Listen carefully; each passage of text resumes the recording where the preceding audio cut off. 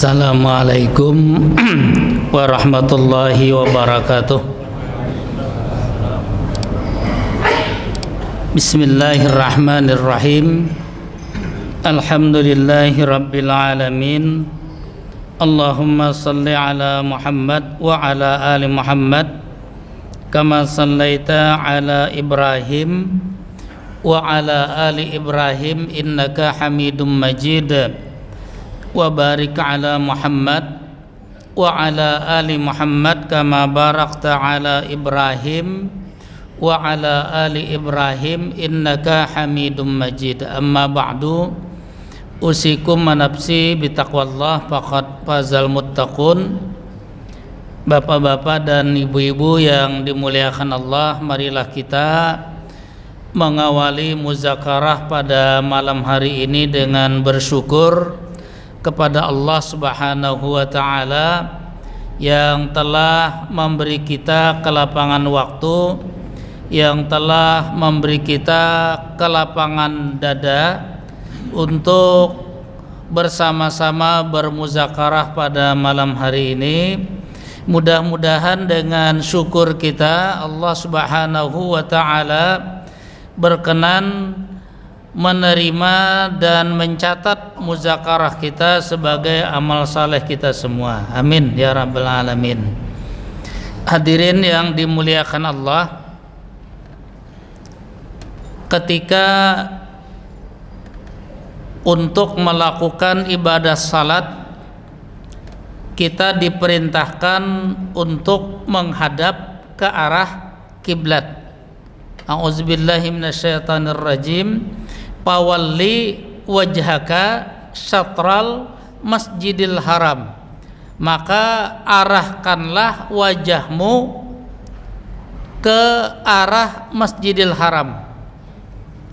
Kapan orang yang mau salat diwajibkan mulai menghadapkan wajahnya ke masjidil haram, dan bagaimana dia menghadapkan wajahnya itu?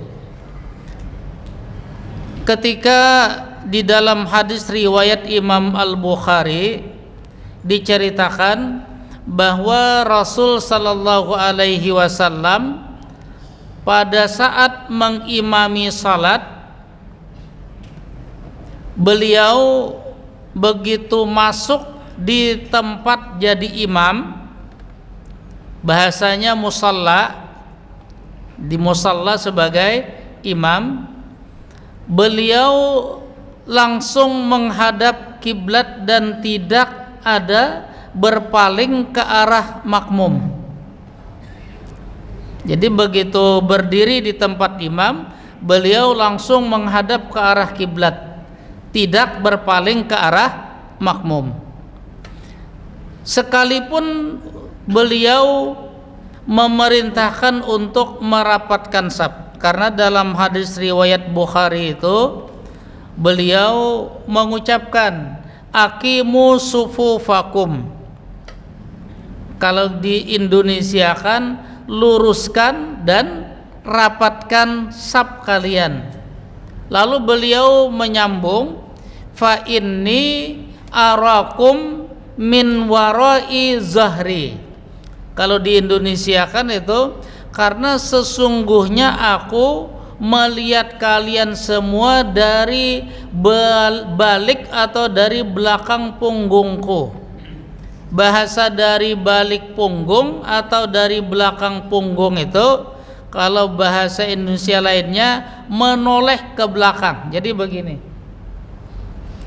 Itu menunjukkan Nabi ketika mengatur saf supaya lurus dan rapi, beliau tidak berpaling ke arah makmum, tetapi tetap menghadap ke arah kiblat.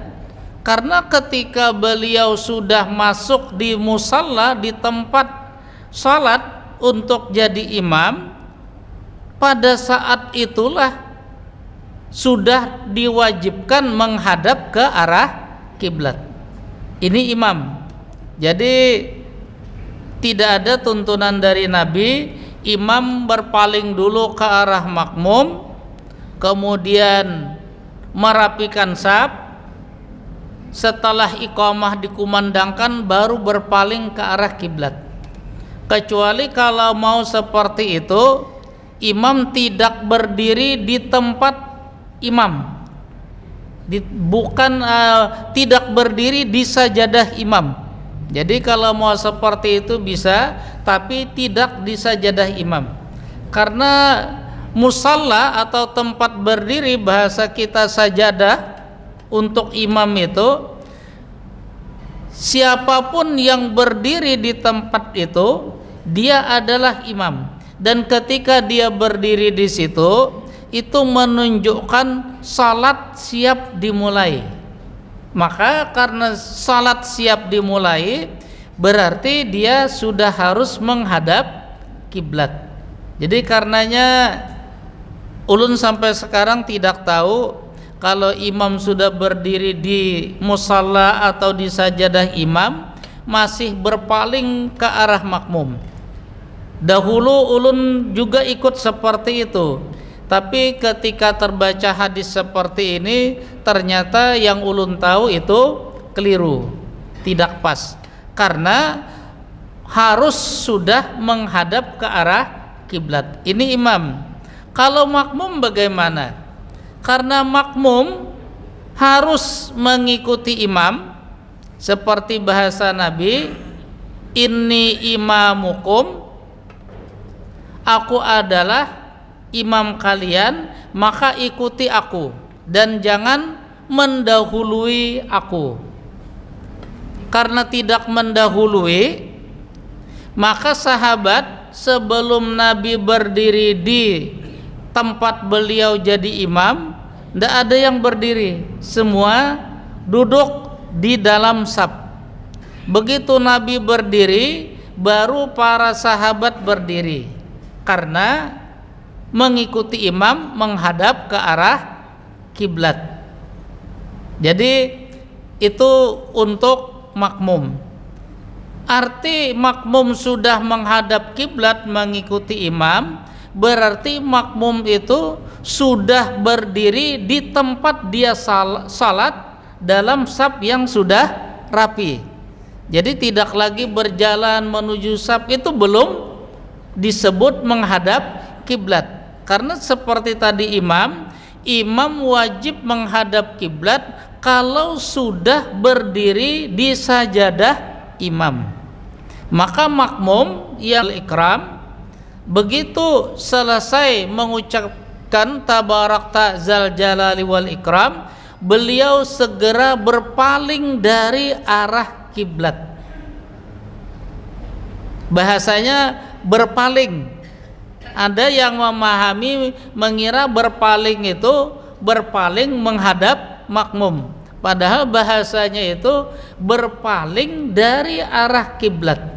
Kenapa jadi diartikan berpaling dari arah kiblat? Karena semua ulama mengatakan ketika Nabi berpaling dari arah kiblat itu isyarat salat sudah selesai.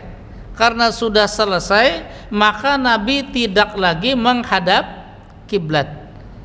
Maka menurut apa yang dilakukan Nabi ini, berpaling dari arah kiblat atau mengakhiri menghadap kiblat bagi imam itu hanya sesudah membaca Allahumma antas salam wa minkas salam tabarakta zal jalali wal ikram. Selesai membaca itu berpaling dari arah kiblat, karena itu yang dilakukan Rasul sallallahu alaihi wasallam. Berarti harus mengakhiri menghadap kiblat dari mengerjakan ibadah salat. Jadi sekali lagi selesai mengucapkan salam, Nabi hanya mengucapkan astaghfirullah menghadap kiblat ini, mengucapkan astaghfirullah 3 kali, lalu disambung Allahumma antas salam wa minkas salam tabarakta zal jalali wal ikram.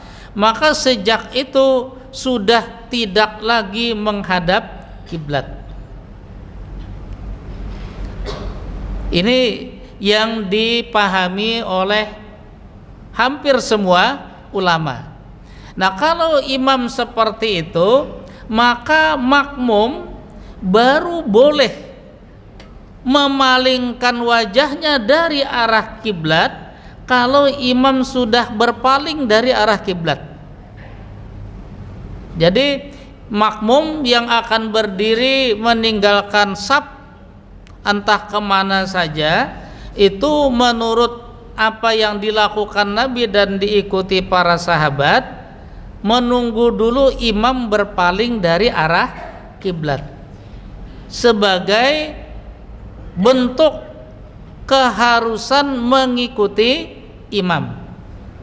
Jadi karenanya imam diminta cepat-cepat berpaling dari arah kiblat, yaitu tadi sesudah mengucapkan Allahumma antas salam wa minkas salam tabarakta zal jalali wal ikram. Sudah, langsung saja berpaling supaya makmum bisa meninggalkan saf atau akan berpaling dari arah kiblat. Nah, ini tuntunan yang ada, kapan memulai menghadap kiblat ketika salat dan kapan mengakhiri. Maka berdasarkan tuntunan ini, kalaupun orang umpamanya salat sunat sendirian,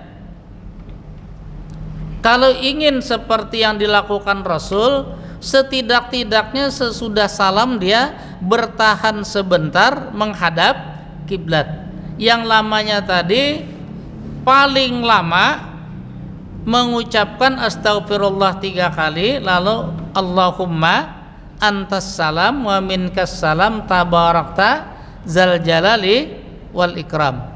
Setidak-tidaknya selama itu, tidak lebih lama dan tidak lebih sebentar untuk berpaling dari arah kiblat.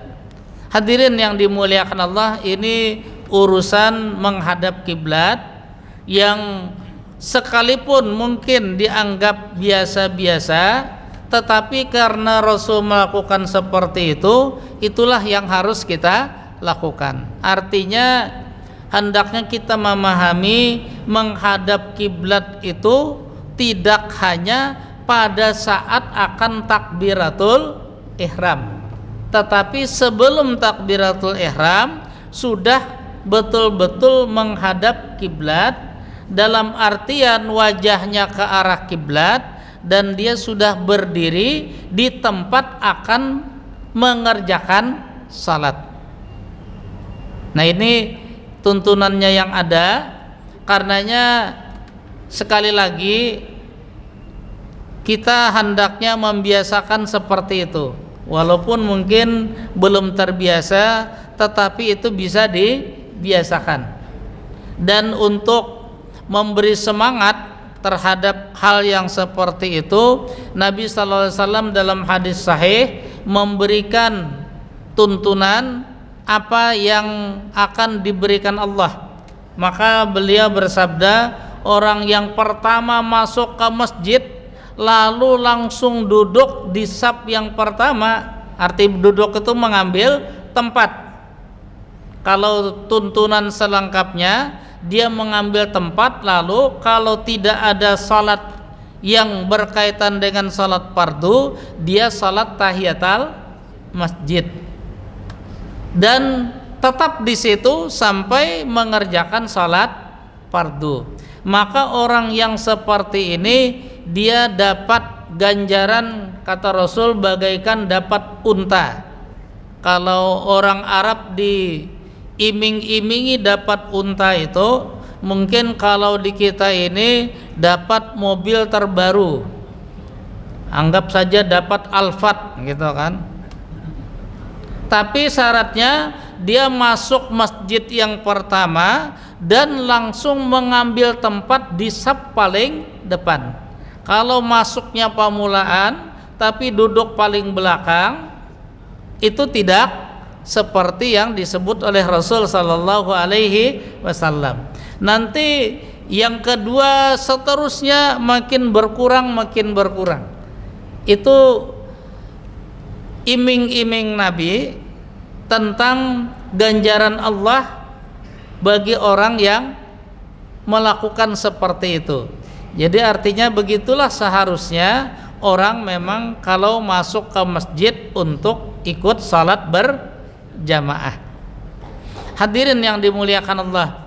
Nah, kalau sudah menghadap kiblat lalu imam takbiratul ihram, maka yang disebut makmum yang mengikuti jamaah dari awal adalah dia yang sudah berdiri dalam saf, kemudian takbiratul ihram sesudah imam takbiratul ihram. Tapi kalau dia masih berjalan menuju saf, imam sudah takbiratul ihram, otomatis makmum yang berjalan ini belum bisa takbiratul ihram. Karena dia belum bisa takbiratul ihram, mungkin imam ketika dia sampai di saf sudah membaca doa iftitah. Makmum ini oleh para ulama disebut masbuk.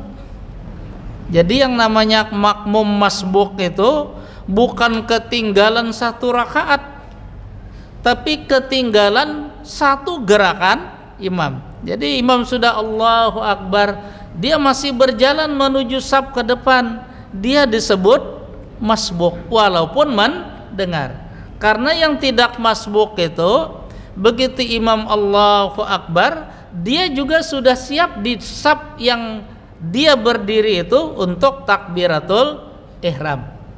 Karena itulah banyak tuntunan dari Nabi, makmum yang bisa seperti itu, imam takbiratul ihram, makmum ini sudah siap di saf, tidak bergerak-gerak lagi, lalu selesai imam mengucapkan Allahu Akbar, dia segera takbiratul ihram. Kalau dia bisa seperti itu, ada hadis 40 hari, jadi bukan 40 kali salat, tapi 40 hari, maka ganjarannya semua dosanya dihapus dan dia dijanjikan masuk surga. Nah, ini untungnya rumah parak masjid. Karena itu di mana-mana rumah parak masjid tanahnya larang, jar. Karena memang janji Allah juga sangat luar biasa. Kalau yang jauh-jauh dari masjid itu kan keistimewaannya jarak yang dia tempuh itu dihitung oleh Allah. Kalau dahulu hitungannya langkah, karena orang Arab yang ke masjid jalan kaki. Kalau sekarang pakai sepeda motor, wah, nggak ada langkah lagi. Tentu Allah juga menghitung dengan cara Allah sendiri. Maka yang jauh dari masjid kemudian bisa datang di awal, dia tidak masbuk, ini tentu adalah makmum yang sangat luar biasa. Nah, hadirin yang dimuliakan Allah, kalau kita memang bercita-cita pasti masuk surga, ini beberapa tuntunan Rasul sallallahu alaihi wasallam. Kalau dipikirkan repot, tapi kalau digawi ternyata insya Allah tidak repot, sebab nanti Allah yang akan memberikan kemudahan. Lalu sesudah takbiratul ihram ada masalah, yaitu bacaan ta'awuz, a'udzubillahi minasyaitonirrajim. Yang jelas semua para ulama mengatakan bahwa bacaan a'udzubillahi minasyaitonirrajim itu adalah untuk orang yang membaca Al-Quran. Ada sebagian ulama yang mengatakan hukumnya wajib. Setiap mau baca Al-Quran maka wajib baca a'udzubillahi minasyaitonirrajim.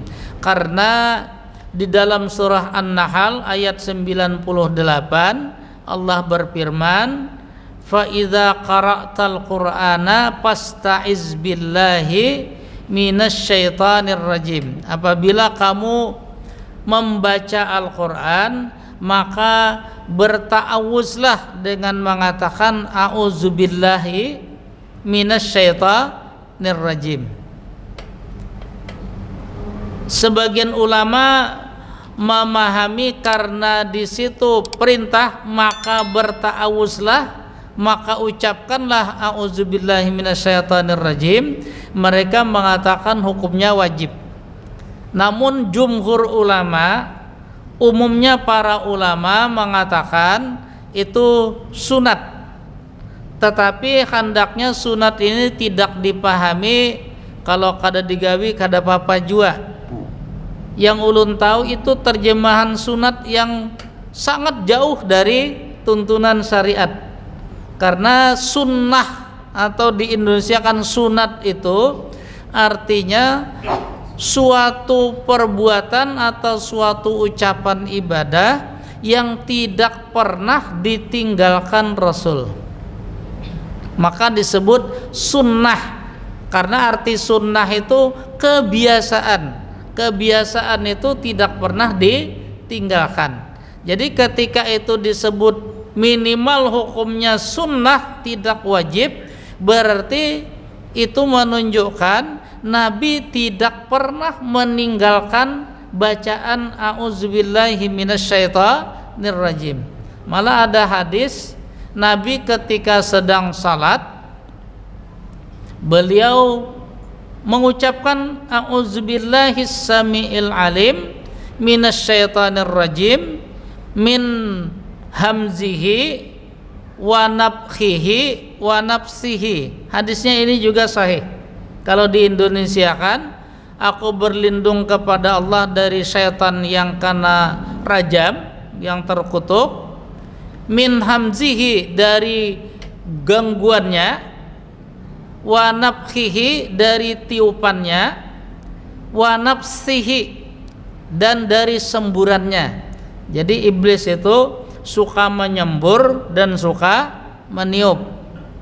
Artinya mari kita tidak usah banyak-banyak menyambur. Itu yang diucapkan Nabi ketika sedang salat. Lalu ditanya sahabat, kenapa tadi? Aku, kata Rasul, sedang diganggu oleh iblis, maka aku ucapkan itu. Jadi bacaan ta'awuz ini tujuannya adalah untuk menghindarkan diri dari gangguan syaitan, dari tiupan syaitan, dan dari semburan syaitan. Barangkali dari tiupan itu lalu orang ngantuk, karena biasanya kalau kena tiup di mata itu ngantuk. Jadi kalau merasa mengantuk lagi sholat, mengikuti tuntunan Nabi, baca saja ta'awuz. Cuma jangan nyaring-nyaring. Kalau yang dihiga bingung, ini aliran mana aja. Padahal sebetulnya itu ada, tetapi Nabi juga tidak nyaring-nyaring. Jadi ucapkan sekadar didengar oleh diri sendiri. Itu bacaan ta'awuz. Hadirin yang dimuliakan Allah, jadi hukum bacaan ta'awuz itu ada yang mengatakan wajib, ada yang mengatakan sunnah. Apakah ikut yang wajib atau ikut yang sunnah? Yang jelas bahwa Nabi tidak pernah lupa membaca ta'awuz ketika salat. Kapan Nabi membaca ta'awuz ketika salat? Ada dua pendapat yang umum di kalangan para ulama. Umumnya para ulama, kebanyakan para ulama mengatakan bahwa Nabi membaca ta'awuz itu adalah sesudah doa iftitah dan sebelum membaca surah Al-Fatihah. Lalu apakah bacanya setiap rakaat atau di rakaat pertama?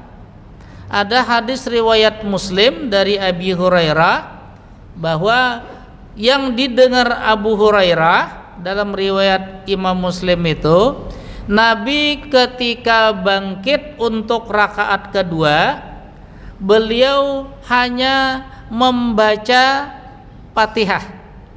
Jadi tidak ada lagi membaca ta'awuz.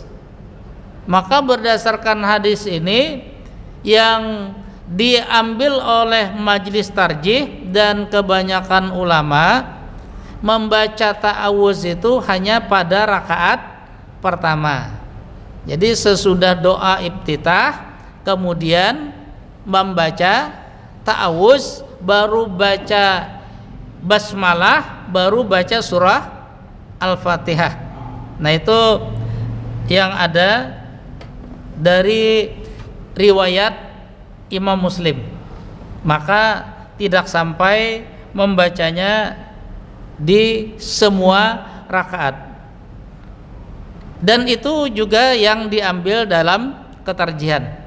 Artinya tarjih sendiri ikut bahwa membaca ta'awuz itu cukup pada rakaat pertama saja. Kecuali tadi ketika dia sedang salat, baik sebagai imam atau sebagai makmum atau salat sunat sendiri, lalu di tengah-tengah salat dia merasa terganggu oleh iblis sehingga dia beberapa kali mungkin lupa rakaat atau lupa bacaan atau sedang apa ini, maka juga dianjurkan berta'awuz kepada Allah Subhanahu wa ta'ala. Paling tidak membaca a'udzubillahi minasyaitonir rajim. Nah, ini bacaan ta'awuz. Nah, hadirin yang dimuliakan Allah,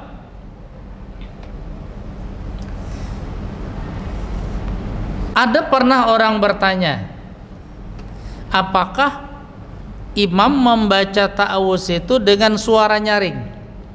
Barangkali di kita belum pernah terdengar, tetapi ada pernah terjadi seperti itu. Dan imam ini membaca nyaring ta'awuznya seperti bacaan basmalahnya setiap kali salat. Menurut Ibnu Taimiyah ini salah seorang ulama yang jadi panutan kebanyakan ulama di dunia, termasuk menjadi panutan majelis tarjih. Artinya pendapat-pendapat Ibnu Taimiyah ini banyak dipakai di ketarjihan. Ibnu Taimiyah mengatakan itu boleh kalau niatnya imam ini untuk mengajari dan memberitahu makmum. Kenapa jadi bahasanya seperti itu? Karena dahulu itu tidak ada pengajian seperti di kita ini. Sehingga karena tidak ada pengajian seperti di kita ini, maka terkadang banyak yang tidak tahu. Karena banyak yang tidak tahu, lalu menjadi kewajiban imam mengajarkan, antara lain dengan cara yang dilakukan imamnya baca ta'awuz dengan suara nyaring.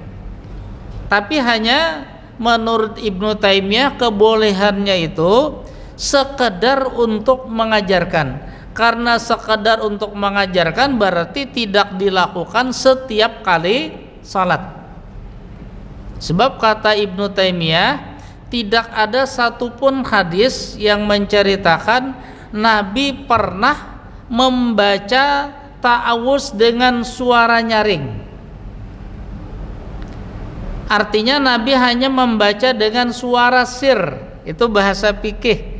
Suara sir itu kalau diindonesiakan adalah suara yang pelan. Jadi tidak ada suara dalam hati. Kenapa jadi Nabi tidak pernah membaca bacaan salat dalam hati? Karena para sahabat yang dekat dengan Nabi masih bisa mendengar bacaan Nabi. Makanya tadi lalu seperti Abu Hurairah bercerita, kalau rakaat pertama Nabi membaca sesudah doa iftitah lalu membaca ta'awuz, baru baca bismillahirrahmanirrahim, baru baca surah Al-Fatihah.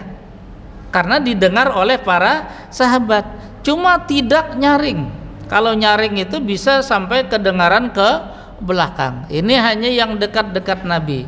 Itu yang bahasa fikihnya disebut sir. Jadi suara yang sir. Karena itu sir ini tidak boleh diterjemahkan dalam hati. Karena memang tidak ada orang salat membacanya semuanya dalam hati. Kada ketahuan rukuk. Kenapa? Ya dalam hati. Padahal tidak ada bacaan salat dalam hati. Seperti yang pernah ulun sampaikan di dalam surah Al-Isra ayat 110, Allah melarang dalam hati itu. Bunyi ayatnya, a'udzubillahi minasyaitonirrajim, wala tajhar bisalatika, dan janganlah kamu nyaring-nyaring membaca bacaan ketika kamu salat. Nyaring-nyaring itu seperti orang ikut musabakah itu. Makmumnya lalu berkata, dikira jempolnya harat, padahal urat gulupian tuh ganal banar karena kanya nyaringan, gitu kan. Jadi Al-Quran mengatakan seperti itu, tidak boleh nyaring-nyaring. Wala tukhafit biha, dan juga tidak boleh suara bacaan salat itu disembunyikan. Karena arti tukhafit itu disembunyikan, berarti tidak kedengaran oleh siapa saja. Terus bagaimana bacaan salat? Allah menyebutkan wabtagi baina dzalika sabila. Usahakan bacaan salat itu antara nyaring dengan tidak kedengaran apa-apa. Jadi nyaring tidak, disembunyikan tidak kedengaran apa-apa juga tidak. Karena Allah menyebut seperti itu, maka para ulama kemudian mengatakan paling rendah suara bacaan salat itu didengar oleh telinganya sendiri. Artinya kalau telinganya pun tidak mendengar apa yang dibaca, berarti dia ini telah menyembunyikan bacaan salat. Dan Allah di dalam surah Al-Isra ayat 110 melarang. Yang repot itu Allah melarang di dalam hati.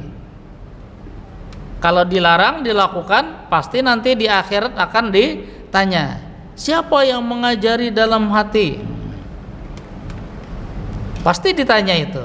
Karena Allah melarang dengan jelas, wala tukhafit, dan jangan sampai disembunyikan. Nah begitu. Maka paling tidak tadi kata para ulama, suaranya bisa didengar oleh telinganya sendiri, walaupun yang di sampingnya tidak mendengar, tapi telinganya bisa mendengar. Dan telinga bisa mendengar itu berarti bibirnya dan lidahnya bergerak. Kalau dalam hati kan tidak ada gerakan. Balik ini kada bisa mengaji tapi umpat tadarusan. Balik mau jurang lajunya pian lancar benar di dalam hati. Jadi tidak seperti itu, minimal telinganya bisa mendengar sendiri, dan semua orang insya Allah bisa membaca bacaan seperti itu. Nah hadirin yang dimuliakan Allah, ini bagaimana Rasul SAW membaca ta'awuz. Apakah sampai di sini sambil menunggu waktu salat Isya berapa menit lagi? 7 menit. Barangkali ada yang akan kita perbincangkan, silahkan. Dan sebelumnya ada ini pertanyaan bertulis, ulun jawabakan dahulu karena kada ingat. Ini masalah warisan. Jadi orang ini meninggal dunia, anaknya 3 orang perempuan semua. Siapa ahli waris dari orang ini? Memang biasanya yang jadi masalah di Indonesia itu kalau anak perempuan. Dalam hukum kewarisan untuk anak perempuan ini ada 2 pendapat. Pendapat yang umum dipakai di Indonesia ini adalah pendapat Imam Asy-Syafi'i yang didukung oleh imam-imam lain. Abu Hanifah, Imam Malik, Imam Ahmad, mereka mengatakan kalau ahli warisnya itu hanya anak perempuan saja, maka paman dan acil dari yang orang tuanya yang meninggal dunia itu dapat sisa. Jadi kalau yang meninggal itu ibunya, maka saudara-saudara kandung ibunya itu dapat warisan, namanya sisa. Sisa itu kalau di bahasa Arab kan asabah, yang dapat sisa. Ya, dapat sisa ini kadang-kadang banyak, kadang-kadang sedikit. Kalau datang kasaruan talambat dapat sisa, bisa sisanya hanya kebagian basuh piring. Itu namanya dapat sisa. Bagian anak perempuan ini, kalau mengikuti pendapat para ulama mazhab tadi, kalau dia satu orang dapatnya setengah, jadi sudah banyak. Kalau paman dan acilnya berlima, maka yang setengah itu milik paman dan acilnya yang berlima, padahal dia sendirian setengah, jadi lebih banyak daripada paman dan acilnya. Selain itu, kalau yang meninggal dunia ini ayahnya, maka saudara-saudara ayahnya, apabila perempuan ini masih kecil, belum dewasa, kewajiban paman-pamannya mengongkosi. Jadi dapat sisa ditambah kewajiban mengongkosi. Karena itu sebetulnya kada perlu sakit kepala memikirkan, karena anak perempuan ini dia sendirian sudah dapat setengah. Kemudian kalau dia belum dewasa dan belum kawin, masih kewajiban pamannya mengongkosi untuk sekolahnya dan lain-lain. Kalau dia sudah kawin, maka kewajiban suaminya. Sehingga yang setengah dia sendirian itu bisa disimpan. Kalau lebih dari satu orang, dua orang atau lebih, maka mereka ini dapat 2/3. Sehingga paman-pamannya dan acil-acilnya yang beberapa orang itu hanya dapat 1/3. Kada banyak juga.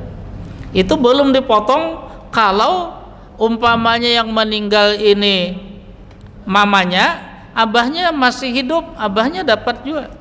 Abahnya dapat 1/4, anaknya yang bertiga yang perempuan tadi dapat 2/3. Jadi sudah 2/3 ditambah 1/4. Maka itu perperannya adalah 8/12 ditambah 3/12. Jumlahnya sudah 11/12.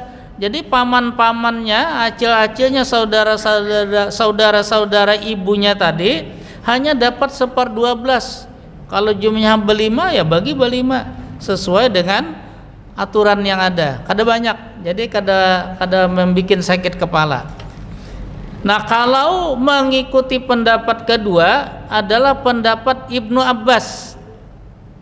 Ibnu Abbas ini sepupu Nabi Sallallahu Alaihi Wasallam, dan Ibnu Abbas ini pernah didoakan Nabi, Allahumma faqihhu fiddin.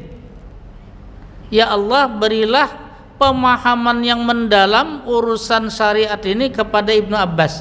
Sehingga para ulama dahulu mengatakan satu-satunya ahli tafsir yang paling jempolan adalah Ibnu Abbas, ahli tafsir.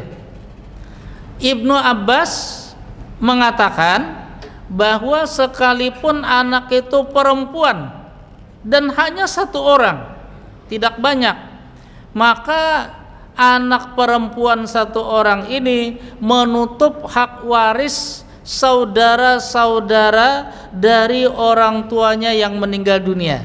Kalau ayahnya meninggal dunia, anaknya cuma satu perempuan, maka saudara-saudara ayahnya yang laki-laki dan yang perempuan tidak dapat warisan.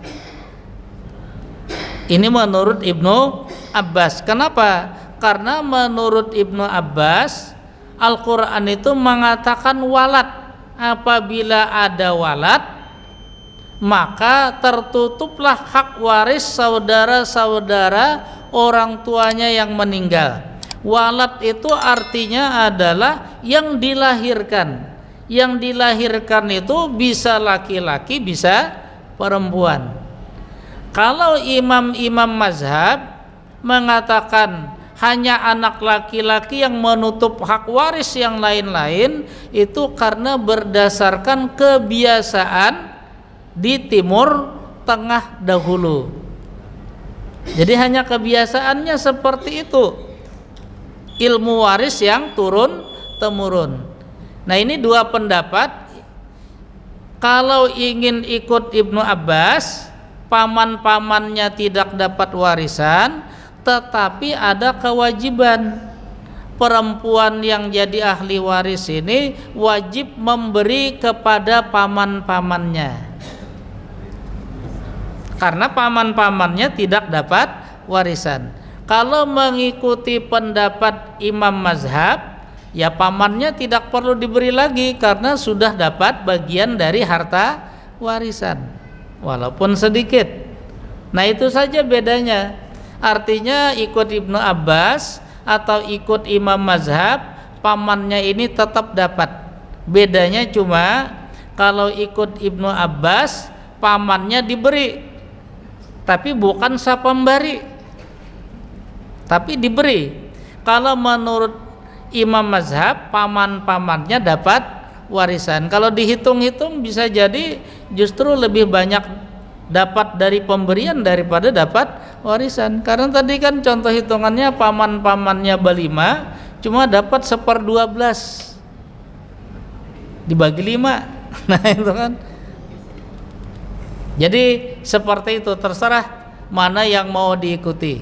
Insya Allah ujung-ujungnya sama saja. Nah, jadi untuk pertanyaan ini jawabannya seperti itu. Kalau ingin ikut imam mazhab, maka saudara-saudara ibunya yang meninggal itu dapat warisan, tinggal dihitung. Karena anaknya 3, ini sudah 2/3. Kalau ayahnya masih ada, tambah lagi 1/4, sehingga saudara-saudara ibunya cuma dapat 1/12. Kalau ingin ikut Ibnu Abbas, paman-paman dan sanak mamanya tidak ada yang dapat, tetapi yang bertiga ini hendaknya memberi kepada paman-pamannya itu. Barangkali begitu. Dan karena sudah sampai waktu Isya, maka ulun cukupkan sampai di sini dahulu. Mudah-mudahan ada manfaatnya bagi kita semua. Salah dan khilaf mohon dimaafkan. Subhanakallahumma wa bihamdika asyhadu an la ilaha illa anta astaghfiruka wa atubu ilaik. Assalamualaikum warahmatullahi wabarakatuh.